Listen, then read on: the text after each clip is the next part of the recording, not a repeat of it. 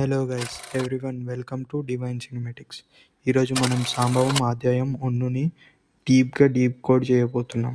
ఈ సినిమా ఒక simple story కాదు, లేయర్స్లో లేయర్స్ ఉన్న మైండ్ గేమ్లా ఉంటుంది. ఇందులో జరగబోతున్నవన్నీ ఒకటే టైం లైన్లోనా లేక మల్టిపుల్ రియాలిటీసా?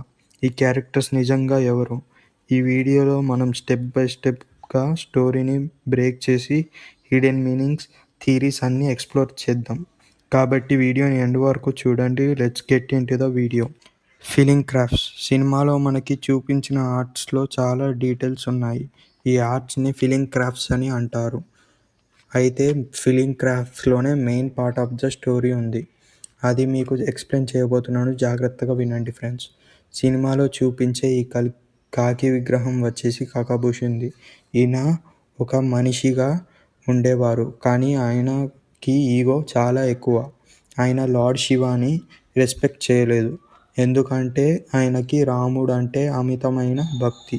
అయితే ఒకరోజు ఆయన గురువు ఆయనకి అందరూ దేవుళ్ళు ఒకటే, శివుడిని రెస్పెక్ట్ ఇవ్వమని చెప్తారు. కానీ కాకభూషింది వినకుండా ఇంకా ఈగోతో మాట్లాడుతాడు.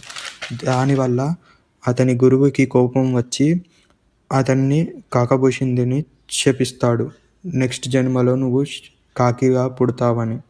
అయితే సినిమాలో మనకి గరుడ దేవుడిని కూడా చూపించారు. మన పురాణాల ప్రకారంగా గరుడు వెళ్ళి కాకభూషిందిని కలుస్తాడు.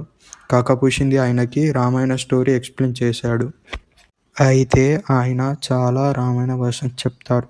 కాకభూషింది పవర్స్ ఏంటంటే ఆయన చాలా రామాయణ వర్షన్ చూశాడు, డిఫరెంట్ యూనివర్స్ ఎక్స్పీరియన్స్ చేశాడు, టైంకి బియాండ్గా జీవించాడు.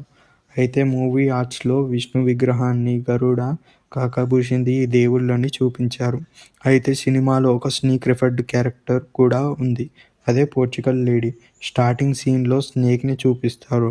అండ్ మీరు అబ్జర్వ్ చేస్తే మనకి పోర్చుగల్ లేడీ గురించి ఫారెస్ట్లో కన్వర్సేషన్ జరిగేటప్పుడు కూడా స్నేక్ని చూపిస్తారు. సో ఇప్పుడు మీకు అర్థమయ్యి ఉంటుంది, ఈగల్స్కి స్నేక్స్ ఎనిమీస్. ఈ స్టోరీని ఇప్పుడు క్రోనలాజికల్ ఆర్డర్లో చెప్తాను, వినండి. నాన్ లీనియర్ స్క్రీన్ ప్లే వల్ల ఈ మూవీ చాలా కన్ఫ్యూజింగ్గా ఉంటుంది.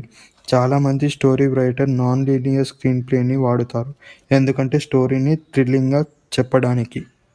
క్రోనలాజికల్ ఆర్డర్లో చెప్పాలి అంటే 1498లో పోర్చుగల్స్ మన కంట్రీలోకి ఎంటర్ అవుతారు. అయితే వాళ్ళు అడవిలో ఉన్న కాకభూషింది విగ్రహాన్ని ఎత్తుకు వెళ్ళాలని చూస్తారు, కానీ అది అవ్వలేదు. కాబట్టి పోర్చుగల్స్ కింగ్ అందరినీ చంపేస్తాడు. అప్పుడే టైం లూప్ స్టార్ట్ అవుతుంది. ఆ తర్వాత 1960లో ఒక పోర్చుగల్ లేడీ తన హస్బెండ్ అండ్ ఒక అమ్మాయిని చంపేస్తుంది, ఆ అమ్మాయితో అఫైర్ పెట్టుకున్నాడని.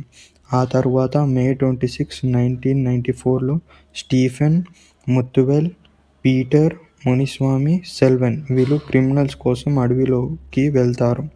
ఆ తర్వాత 2024లో హీరో అడవిలోకి వెళ్తాడు. నెక్స్ట్ 2054లో హీరో వాళ్ళ కూతురు సుపర్ణ అడవిలోకి హంటింగ్కి వస్తుంది. ఇది క్రోనలాజికల్ ఆర్డర్. అయితే హౌ డిడ్ హీరో ఎస్కేప్డ్? అడవిలో రేజీ సేవ్ చేస్తున్నప్పుడు మనకి ఇద్దరు ఆనందులు కనిపిస్తారు, ఎందుకంటే మేబీ సౌండ్ అండ్ బ్లడ్ ఒకటేసారి 2 ప్లేసెస్ నుండి రావడం వల్ల ప్యారలల్ టైమ్ లైన్ క్రియేట్ అయ్యి ఉండొచ్చు. అయితే దానికి తర్వాత ఆనంద్ సర్క్యులర్గా తిరిగి ఫారెస్ట్ నుండి ఎస్కేప్ అవుతాడు. అయితే ఎవరికైనా డౌట్ వచ్చిందా ఫారెస్ట్ నుంచి సర్క్యులర్గా తిరిగి ఎలా ఎస్కేప్ అయ్యారు అని?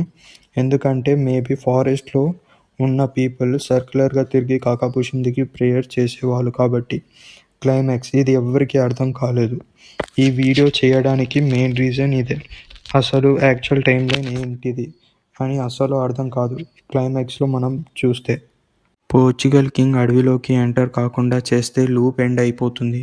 సో మేబీ నెక్స్ట్ పార్ట్లో పోర్చుగల్ కింగ్ని చంపేయచ్చు క్లైమాక్స్లో. అండ్ నెక్స్ట్ ఆనంద్ వాళ్ళ కూతురు ఎలా వచ్చిందంటే మేబీ ప్యారలల్ వరల్డ్, ఎందుకంటే మనకి మధ్యలో ఒక చోట ఇద్దరు హీరోలు కనిపిస్తారు.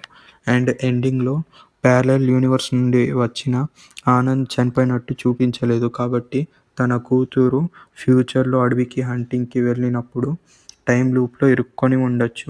క్లైమాక్స్లో ఆనంద్ కూతురు ఎందుకు వచ్చిందో నెక్స్ట్ పార్ట్లో చెప్పొచ్చు.